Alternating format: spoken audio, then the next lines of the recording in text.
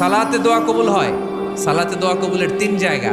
একটা হচ্ছে তাকবীরে তাহরিমার পরে আমরা সানা পড়ি না, আমরা তো একটা পড়ি, আল্লাহর হাবিব সুন্নাহ এবং নফল নামাজে আরো পড়তেন সানা, ওই দোয়া কবুল হয়। দুই নম্বর জায়গা সালাতে সেজদায় পড়ে দোয়া করলে কবুল হয়। আকরাবু মা ইয়াকুনুল আবদু মির রাব্বিহি ওয়া হুয়া সাজিদ ফাকসিরু ফীহি দুআ। বান্দা যখন সেজদায় লুটিয়ে পড়ে বান্দা আল্লাহর সবচেয়ে কাছে চলে যায়। তা কিন্তু বিশ্বনবী বলে সেজদাটা তোমার রবের কুদরতি পায়ের উপরে পড়েছে। সেজদায় পড়ে দোয়া করেন। সালাম ফিরানোর আগে বিশ্বনবী দোয়া করতেন, লা ইউসাল্লিমান্না আহাদুকুম হাত্তা ইয়াতাআওয়াযা মিন আরবা'a।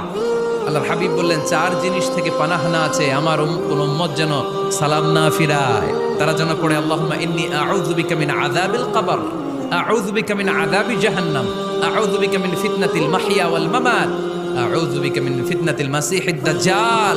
আল্লাহ কবরের আযাব থেকে বাঁচাও, আল্লাহ জাহান্নামের আগুন থেকে বাঁচাও, আল্লাহ জীবন